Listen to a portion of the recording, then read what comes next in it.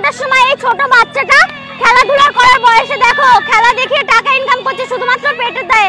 আমার সত্যি দেখে খুব কষ্ট লাগছে। হ্যাঁ দিদি, আমাদেরও খুব খারাপ লাগছে ওই ছোট্ট বাচ্চা মেয়েটার জন্য, যে এত কম বয়সে শুধুমাত্র পেটের দায়ে খেলাধুলা করার বয়সে খেলা দেখে টাকা ইনকাম করছে। আর এটাই হলো প্রকৃত সত্যের পথে এগিয়ে চলা, কষ্ট করে উপার্জন করা। তোমাদের মতন গাঁড় দুলিয়ে টাকা ইনকাম করাচ্ছে, বাচ্চা মেয়েটি তার নিজস্ব প্রতিভা দেখিয়ে টাকা ইনকাম করার চেষ্টা করছে।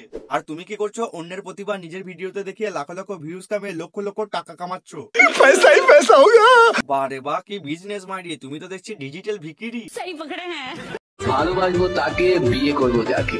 আরে মহাদেব যখন ডাকে, কার বাপের সাধ্যে আছে পার্বতীকে আটকে রাখে। প্রিয় রেন্ডি, এইভাবে দেবাদিদেব মহাদেবের নাম নিতে নেই। হ্যাঁ, যখন মহাদেবের কথা হচ্ছে কম করে একটা শাড়ি পরে আসা উচিত ছিল, এইভাবে ল্যাংটা হয়ে না।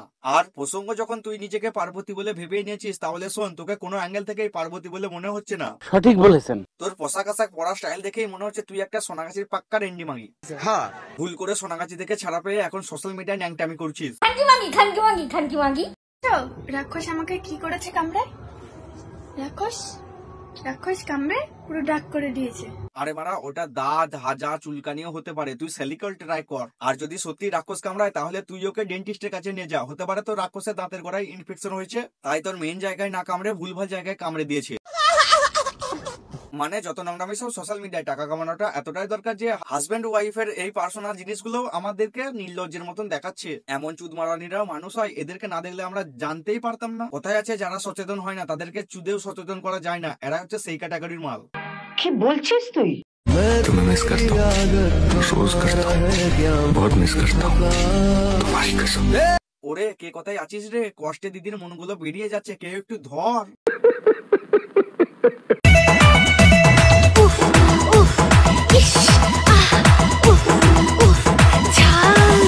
আমি দেখতে লাল লাল আর তুই আমার ঝাঁটের বাল। না মানে বাচ্চাটাও এখন টেনশনে পড়ে গেছে, আর মনে মনে ভাবছে যে আমার খাবারের জিনিসগুলো এত লাফালাফি করছে কেন। বয়স বেড়ে যায়, চুল পেকে যায়, পাল পেকে যায়, বিচি ঝুলে যায়, নদী শুকিয়ে যায়, কাছের মানুষ দূরে চলে যায়, কিন্তু বিশ্বাস করুন এই এদের মতো বাঞ্চদ মাগি সারা জীবন বাঞ্চদি থেকে যায়। ছেড়ে গেছো, বেশ ভালোই করেছো, কিন্তু কখনো আমাকে কারোর সাথে তুলনা করো না। এই কেউ কিন্তু দিদিকে কারোর সাথে তুলনা করবে না, দিদি আমাদের সবার থেকে আলাদা, ওই পুরো পাক্কা রেন্ডির মতন। তোমরা যারা ভাবো যে এরা এত ভিডিও করে কি সুন্দর ইজি ভালো লোক দেখছে, বাট এতটাও ইজি না। দেখো খোলা মাঠ, এখানে আশেপাশে লোকজন আছে কিনা অনেক কষ্ট করতে হয়, লোকেশন খোঁজা, ঠিক আছে, লোকেশন খোঁজা, ড্রেস চেঞ্জ করা রাস্তার মধ্যে, এখানে কোনো সাবওয়ে টাবওয়ে কিচ্ছু নেই, ঠিক আছে, রাস্তার মধ্যে ওপেন চেঞ্জ করা অনেক টাফ ব্যাপার। রাস্তায় ওপেন চেঞ্জ করা খুব টাফ ব্যাপার, কিন্তু ক্যামেরার সামনে সেটাকে ভিডিও বানিয়ে সোশ্যাল মিডিয়ায় পোস্ট করা নরমাল ব্যাপার। বারে বা এখন এত কিছু ক্যারি করা সম্ভব নয়, তাছাড়া টাইমের একটা ব্যাপার আছে, বাড়ি ঢুকতে হবে টাইম মতো, সেটাই, সবকিছু রেস্ট্রিকশনের উপরে বাবা সব রেডি করা বিশাল টাফ ব্যাপার। ফাঁকা জায়গায় ড্রেস চেঞ্জ করা এই তোদের মতো মেয়েদের কাছে বড় কিছু ব্যাপারই না, তোরা সামান্য কিছু টাকার বিনিময়ে রাস্তায় উলঙ্গ হয়ে নাচতেও পারবি। আদিম যুগের মানুষের কাপড় ছিল না, তাও তারা গাছের ছাল বাকল লতা পাতা দিয়ে নিজের শরীর ঢেকে রাখার চেষ্টা করতো। মহাভারত যুদ্ধ হয়েছিল দ্রৌপদীর বস্ত্র হরণের জন্য। আর তোরা তো রেন্ডি, তোরা কি করে বুঝবি একটা মেয়ের সম্মান কি জিনিস? টাকা ইনকাম করতে গেলে কষ্ট করতে হয়, এটা বাস্তব কথা। তাই বলে এইরকম ছেড়ামি করে টাকা ইনকাম করা,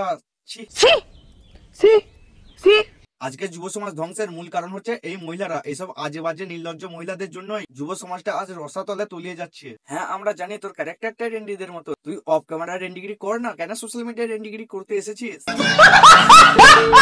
সো গাইস, ভিডিওটা এই পর্যন্তই। ভিডিওটি ভালো লাগলে অবশ্যই একটি করে লাইক, শেয়ার, কমেন্ট এবং আমার ইউটিউব চ্যানেলটিকে সাবস্ক্রাইব করে দিবেন, যাতে এরকম ভিডিও দেখতে মিস না হয়ে যায়।